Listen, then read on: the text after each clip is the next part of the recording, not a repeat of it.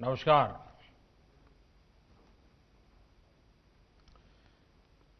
FICCI president Sangeeta Reddy ji, secretary general Dilip Chinoy जी, भारत के उद्योग जगत के साथी, देवी और सज्जनों, हम लोगों ने 2020 के मैच में तेजी के साथ बहुत कुछ बदलते देखा है, लेकिन 2020 के इस साल ने सभी को मात दे दी है। इतने उतार चढ़ाव से देश गुजरा है, पूरी दुनिया गुजरी है कि कुछ वर्षों बाद जब हम कोरोना काल को याद करेंगे तो शायद यकीन ही नहीं आएगा।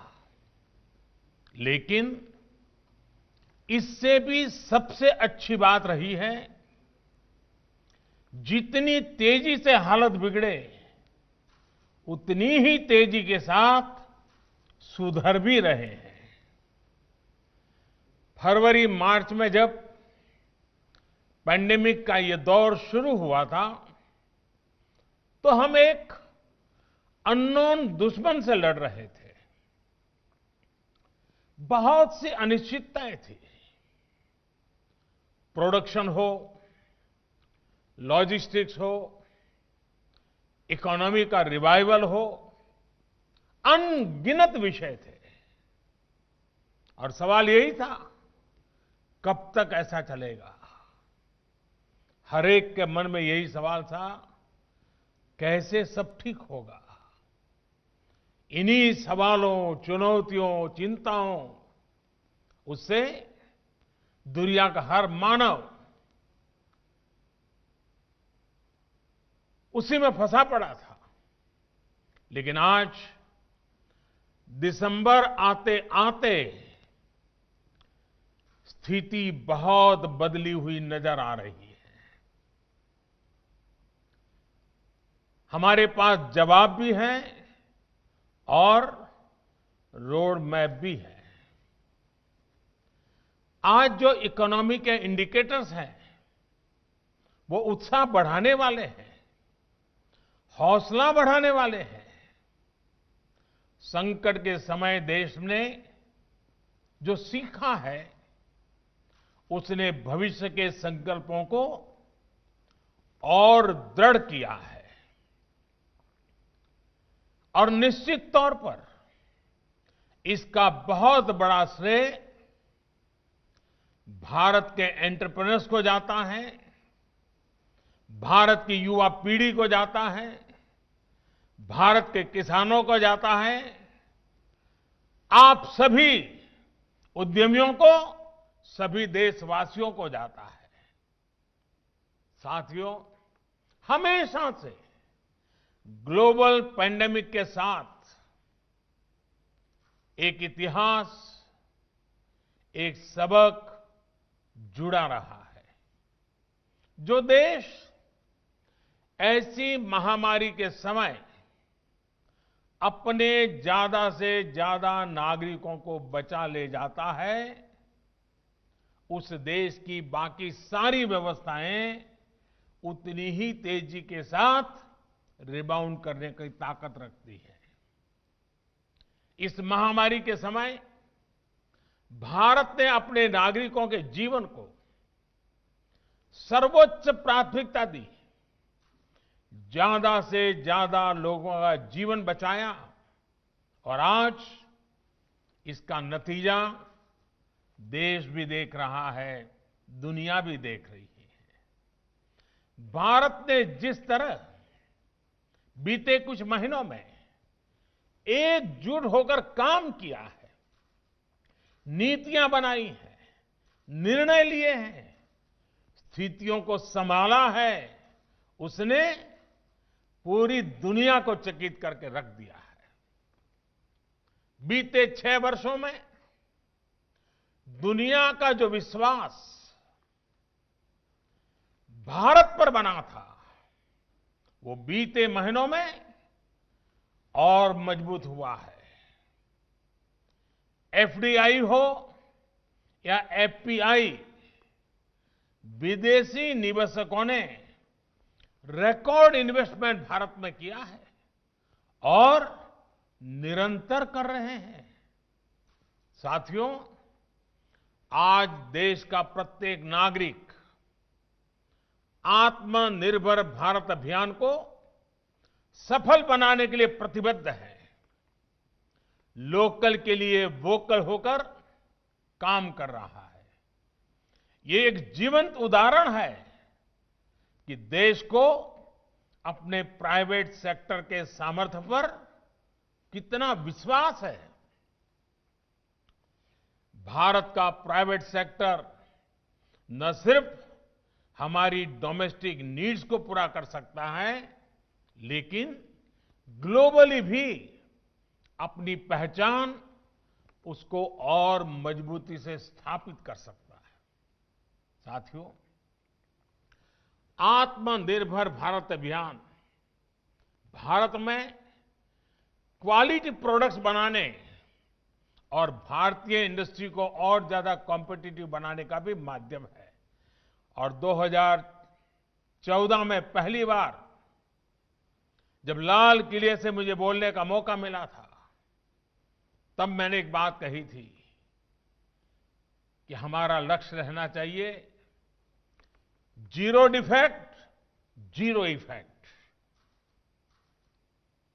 साथियों, अनुभव रहा है कि पहले के समय की नीतियों ने कई क्षेत्रों में इनएफिशिएंसी को संरक्षण दिया है, नए प्रयोग करने से रोका है, जबकि आत्मनिर्भर भारत अभियान हर क्षेत्र में एफिशिएंसी को बढ़ावा देता है। ऐसे सेक्टर्स जिसमें भारत के पास लॉन्ग टर्म कॉम्पिटिटिव एडवांटेज है, उनमें सनराइज और टेक्नोलॉजी बेस्ड इंडस्ट्रीज को नई ऊर्जा देने पर ज्यादा बल दिया जा रहा है।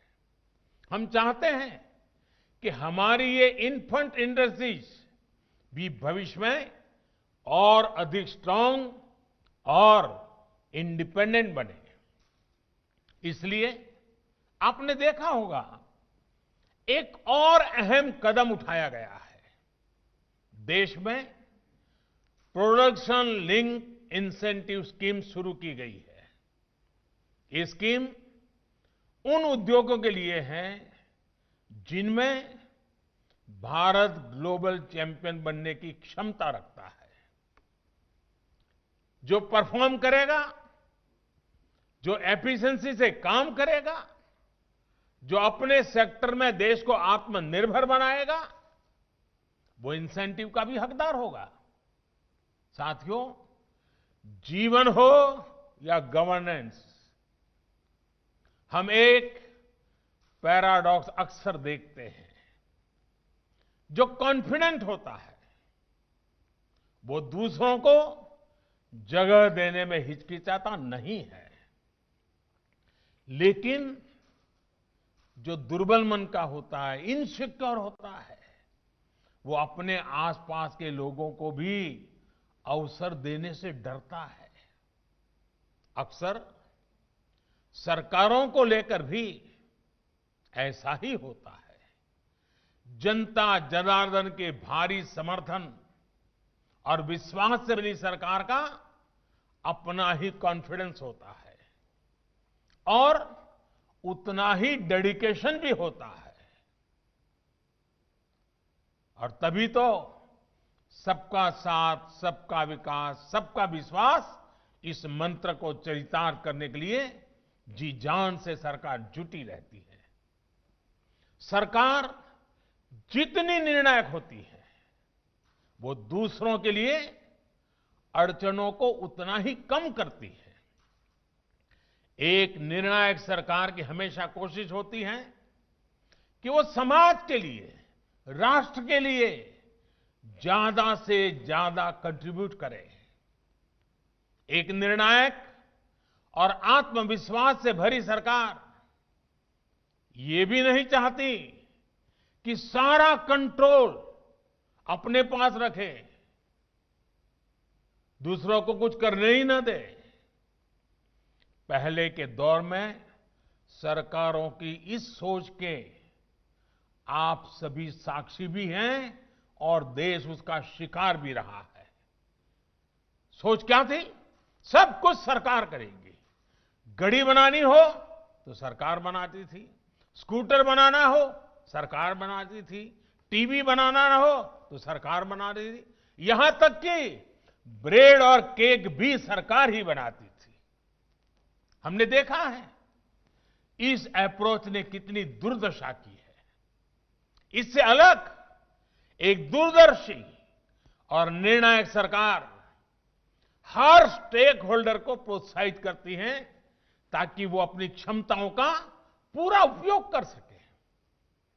साथियों, पिछले 6 वर्षों में भारत ने भी ऐसी ही सरकार देखी है जो सिर्फ और सिर्फ 130 करोड़ देशवासियों के सपनों को समर्पित है, जो हर स्तर पर देशवासियों को आगे लेने के लिए काम कर रही है। भारत में आज हर क्षेत्र में हर स्टेक होल्डर की भागीदारी बढ़ाने के लिए काम हो रहा है। इसी सोच के साथ मैन्युफैक्चरिंग से एमएसएमई तक, एग्रीकल्चर से लेकर इंफ्रास्ट्रक्चर तक, टेक इंडस्ट्री से टैक्सेशन तक, रियल एस्टेट से रेगुलेटरी ईजिंग तक चौतरफा रिफॉर्म किए गए हैं। आज भारत में कॉरपोरेट टैक्स दुनिया में सबसे कॉम्पिटिटिव है। आज भारत दुनिया के उन कुछ देशों में शामिल है जहां फेसलेस असेसमेंट और फेसलेस अपील की सुविधा है। इंस्पेक्टर राज और टैक्स टेररिज्म के दौर के पीछे छोड़कर भारत अपने देश के उद्यमियों के सामर्थ्य पर भरोसा करते हुए आगे बढ़ रहा है। माइनिंग हो, डिफेंस हो, स्पेस हो, ज्यादातर सेक्टर को इन्वेस्टमेंट के लिए, भारतीय टैलेंट के लिए, कंपटीशन के लिए आज अवसरों की, एक प्रकार से अनगिनत अवसरों की एक परंपरा खड़ी कर दी है। देश में लॉजिस्टिक को कॉम्पिटिटिव बनाने के लिए मल्टी मॉडल कनेक्टिविटी पर फोकस किया जा रहा है। साथियों, एक वाइब्रेंट इकोनॉमी में जब एक सेक्टर ग्रो करता है तो उसका सीधा प्रभाव दूसरे सेक्टरों पर भी होता है। लेकिन आप कल्पना कर सकते हैं कि अगर एक इंडस्ट्री से दूसरे के बीच में बेवजह की दीवारें खड़ी कर दी जाए तो क्या होगा? तब कोई इंडस्ट्री उतनी तेजी से ग्रो नहीं कर पाएगी जितनी की उसमें ताकत है, जिसका तो करना चाहिए। एक इंडस्ट्री किसी तरह ग्रो भी करेगी तो उसका प्रभाव दूसरे सेक्टर पर भी कभी नहीं पड़ेगा। अलग अलग सेक्टर्स में इस दीवार ने देश की अर्थव्यवस्था का बहुत नुकसान किया है, सामान्य मानवीय का नुकसान किया है। अब देश में जो रिफॉर्म हो रहे हैं वो इन दीवारों को हटाने का काम कर रहे हैं। अभी हाल ही में जो एग्रीकल्चर रिफॉर्म्स हुए हैं वो इसी की एक कड़ी है। एग्रीकल्चर सेक्टर और उससे जुड़े अन्य क्षेत्रों, चाहे वो एग्रीकल्चर इंफ्रास्ट्रक्चर हो, फूड प्रोसेसिंग हो, स्टोरेज हो, कोल्ड चेन हो, इनके बीच पहले हमने ही ऐसी दीवारें देखी हैं। अब ये सभी दीवारें हटाई जा रही हैं, सभी अड़चनें हटाई जा रही हैं। इन दीवारों के हटने के बाद, इन रिफॉर्म्स के बाद किसानों को नए बाजार मिलेंगे, नए विकल्प मिलेंगे, उन्हें टेक्नोलॉजी का ज्यादा लाभ मिलेगा। देश का कोल्ड स्टोरेज इंफ्रास्ट्रक्चर आधुनिक होगा। इन सब से कृषि क्षेत्र में ज्यादा निवेश होगा और इन सब का सबसे ज्यादा फायदा अगर किसी को होने वाला है तो मेरे देश के किसान को होने वाला है।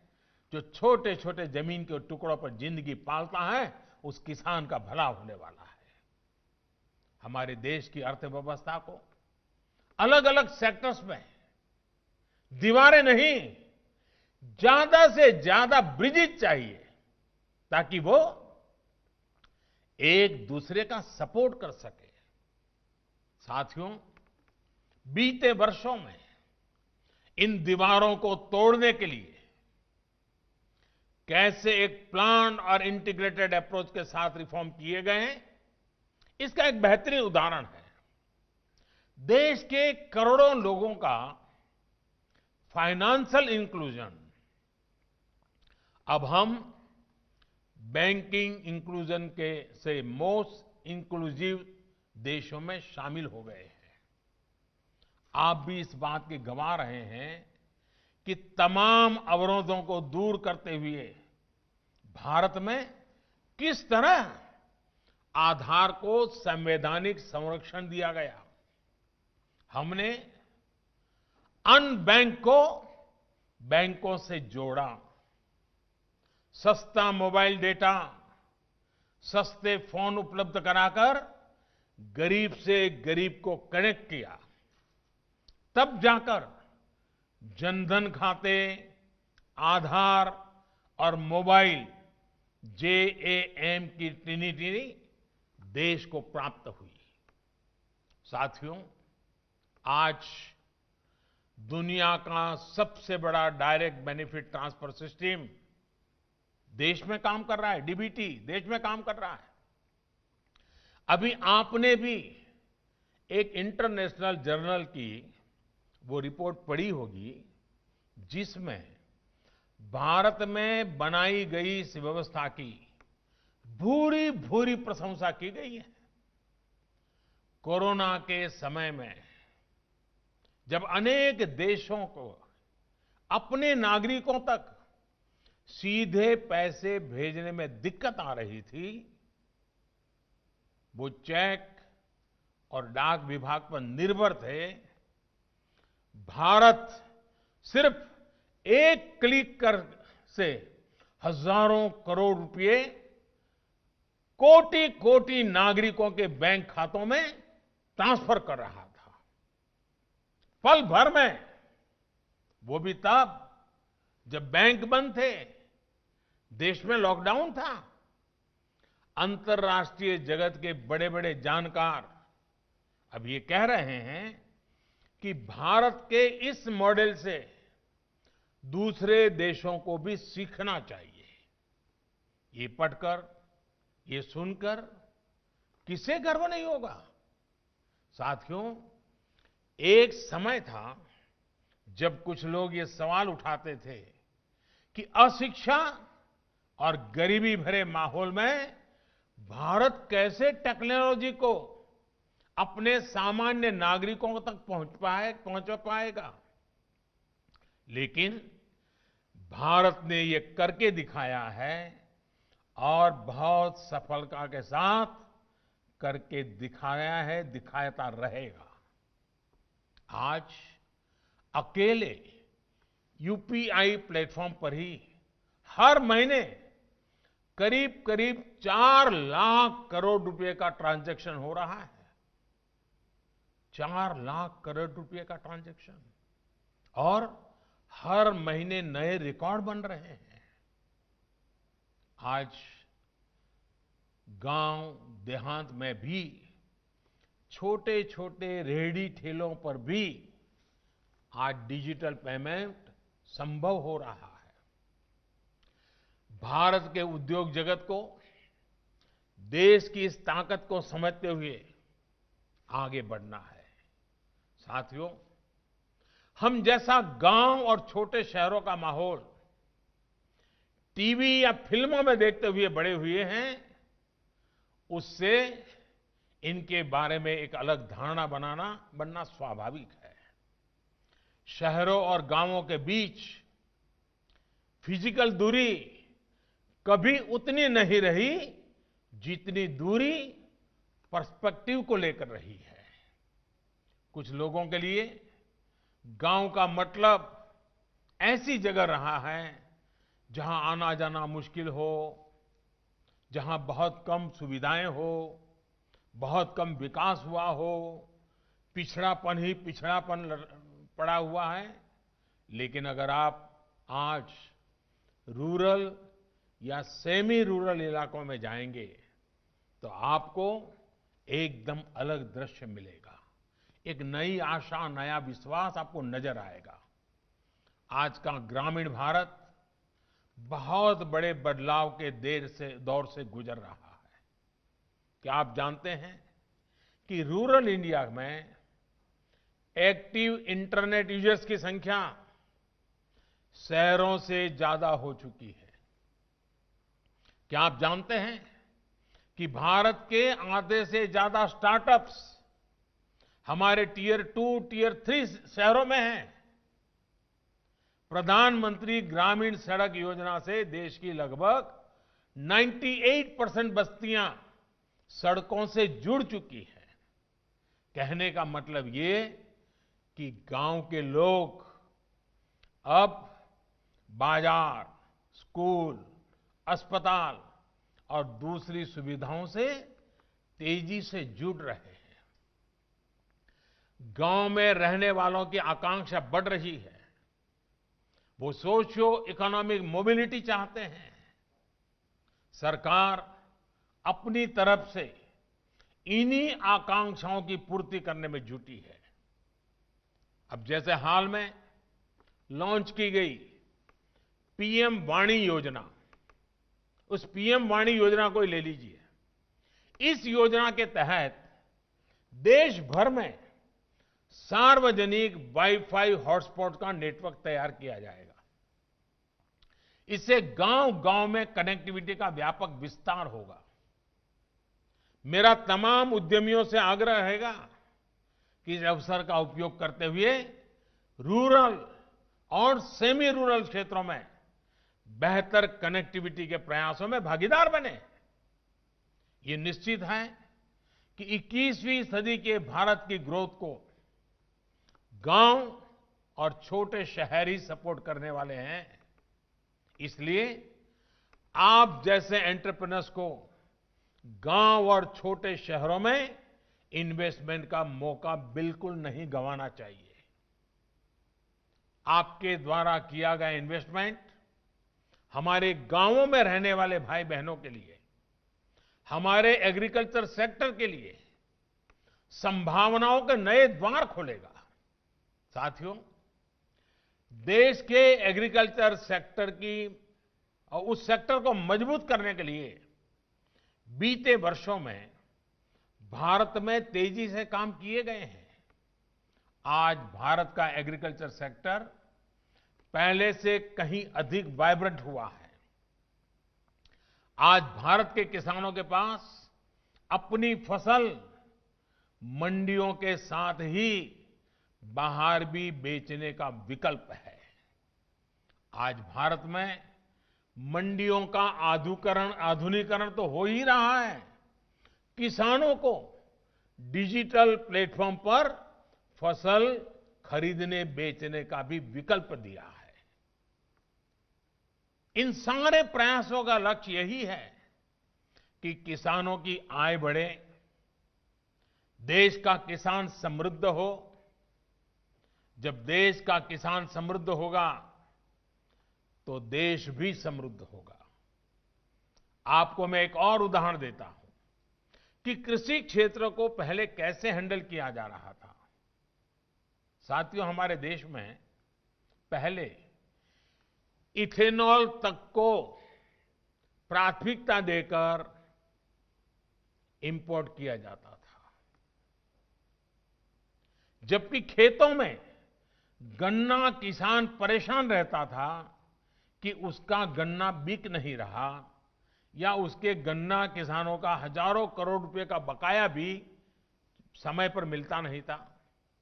हमने इस स्थिति को बदला। हमने देश में ही इथेनॉल के उत्पादन को बढ़ावा दिया।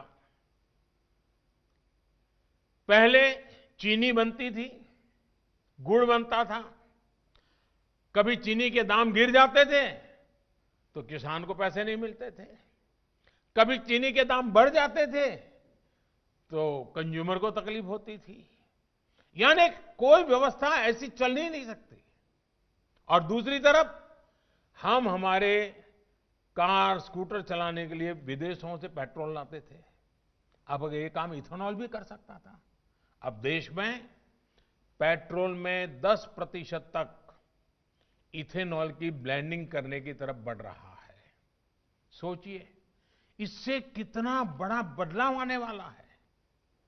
इससे गन्ना किसानों की आमदनी तो बढ़ेगी, रोजगार के भी नए अवसर मिलेंगे।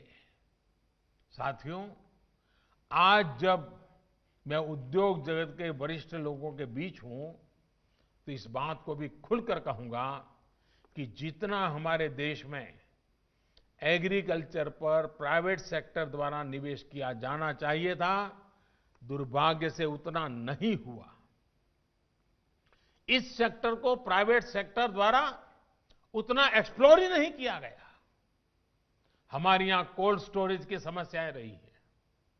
बिना प्राइवेट सेक्टर के सपोर्ट के सप्लाई चेन बहुत सीमित दायरे में काम करती रही है। फर्टिलाइजर की किल्लत होते आपने भी देखा है। इसका कितना इंपोर्ट भारत करता है आप भी जानते हैं। एग्रीकल्चर सेक्टर की ऐसी कितनी ही चुनौतियों के समाधान के लिए केंद्र सरकार निरंतर काम कर रही है। लेकिन इसमें आपके इंटरेस्ट और आपके इन्वेस्टमेंट दोनों की आवश्यकता है। मैं मानता हूं कि एग्रीकल्चर से जुड़ी कई कंपनियां अच्छा काम कर रही हैं, लेकिन सिर्फ उतना ही काफी नहीं है।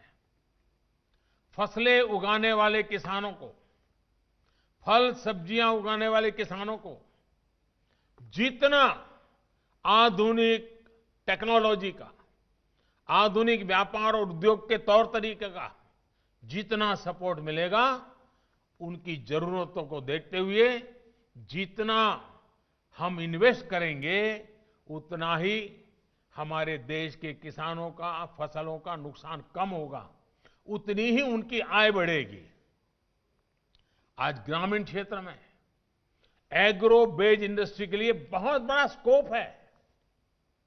पहले की नीतियां जो भी रही हो, लेकिन आज की पॉलिसीज ग्रामीण कृषि आधारित अर्थव्यवस्था विकसित करने के लिए बहुत अनुकूल है। नीति से और नियत से सरकार पूरी तरह किसानों का हित करने के लिए प्रतिबद्ध है। साथियों, एग्रीकल्चर के साथ ही सर्विस सेक्टर हो, मैन्युफैक्चरिंग हो, सोशल सेक्टर हो, इसमें हम एक दूसरे को कॉम्प्लीमेंट कैसे करें, इस पर हमें पूरी एनर्जी लगानी है। फीकी जैसे संगठनों को इसमें ब्रिज भी बनना है और इंस्पिरेशन भी बनना है। एमएसएमईज को सरकार ने ताकत दी है, आप इस ताकत को मल्टीप्लाई कर सकते हैं। लोकल वैल्यू और सप्लाई चेन को कैसे सशक्त करें, ग्लोबल सप्लाई चेन में कैसे भारत की भूमिका व्यापक हो, इस स्पष्ट लक्ष्य के साथ हम सबको मिलकर के काम करना है। भारत के पास मार्केट भी है, मैन पावर भी है और मिशन मोड पर काम करने की कैपेबिलिटी भी है। पैंडेमिक के इस दौर में भी हमने देखा है कि आत्मनिर्भरता की तरफ बढ़ना भारत का हर कदम कैसे पूरी दुनिया को लाभ देता है। हमारे फार्मा सेक्टर ने मुश्किल समय में भी ग्लोबल सप्लाई चेन को प्रभावित नहीं होने दिया। अब जब भारत वैक्सीन मैन्युफैक्चरिंग के मामले में आगे बढ़ रहा है तो इससे भारत के करोड़ों जीवन को तो लाभ, सुरक्षा कवच मिलेगा ही, दुनिया के अनेक देशों में भी नई उम्मीद जगी है। साथियों, हम लोग एक मंत्र से सब परिचित हैं और वो हमारे जीवन के लिए आवश्यक भी है। हमारे यहां कहा गया है, तन्मे मनः शिव संकल्पमस्तु, यानी मेरा मन उत्तम संकल्पों वाला हो। इसी भाव से हमें आगे बढ़ना है। देश के लक्ष्य, देश के संकल्प, देश की नीतियां स्पष्ट हैं। इंफ्रास्ट्रक्चर हो या पॉलिसी रिफॉर्म को लेकर भारत के इरादे पक्के हैं। महामारी के रूप में जो भी स्पिरिट ब्रेकर आया था, अब हम उसे आगे निकल रहे हैं। हम नए विश्वास के साथ हम सभी को पहले से अधिक मेहनत करनी है। विश्वास और आत्मविश्वास भरे इस माहौल के साथ ही हमें अब नए दशक में आगे चलना है। वर्ष 2022 में देश अपनी स्वतंत्रता के 75 वर्ष का पर्व मनाएगा। आजादी के आंदोलन से लेकर आज तक फिक्की की भी देश की विकास यात्रा में बड़ी भूमिका रही है। फिक्की के भी 100 वर्ष बहुत दूर नहीं है। इस महत्वपूर्ण पड़ाव पर आपको राष्ट्र निर्माण की अपनी भूमिका को और विस्तार देना है और व्यापक बनाना है। आपके प्रयास आत्मनिर्भर भारत के अभियान को और गति देंगे। आपके प्रयास लोकल के लिए वोकल के मंत्र को पूरी दुनिया तक पहुंचाएंगे। आखिर में मैं डॉक्टर संगीता रेड्डी जी को प्रेसिडेंट के रूप में एक बेहतरीन कार्यकाल के लिए बहुत बहुत बधाई देता हूं। साथ ही भाई उदय शंकर जी को भविष्य के लिए बहुत बहुत शुभकामनाएं देता हूं। आप सबके बीच आने का मौका मिला, मैं आप सबका बहुत बहुत आभार व्यक्त करता हूं। धन्यवाद।